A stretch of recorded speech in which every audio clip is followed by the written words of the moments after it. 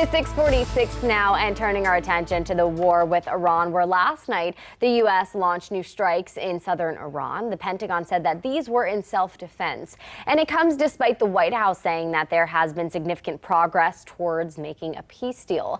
Our Nathaniel Reed is joining us now. Nate, good morning. Bring me up to speed on what we know about these strikes and where things stand in this talk for peace.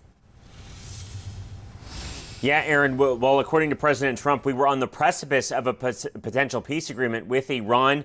Now the U.S. conducting, according to Central Command, those self-defensive strikes against missile launchers and boats that have the capability of laying mines in the Strait of Hormuz.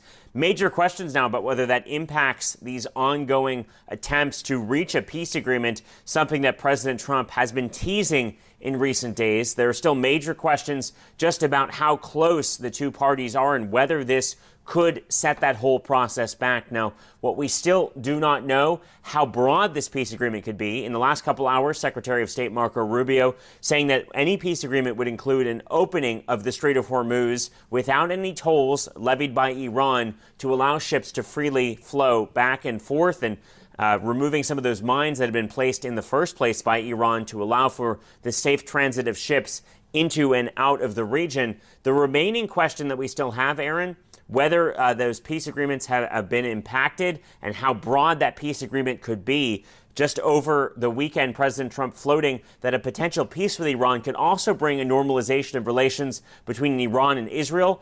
Totally significant here because the Israeli Prime Minister Benjamin Netanyahu has long said that Iran is the biggest existential threat to Israel. At this point, not clear if a peace that is that broad is still possible, but still, President Trump sounding optimistic in the last couple of days before those overnight strikes. Major questions, Aaron, as we wake up to this Tuesday morning about the cost of oil in a couple hours once markets open and whether stocks could take a hit as a result of these latest strikes. It had seemed like the U.S. was on the verge of a breakthrough here with Iran. Still major questions about whether that's the case. Yeah, we know you will be watching that, and hopefully we will have some answer soon. Nate, thank you for your time. It is 6:48 now.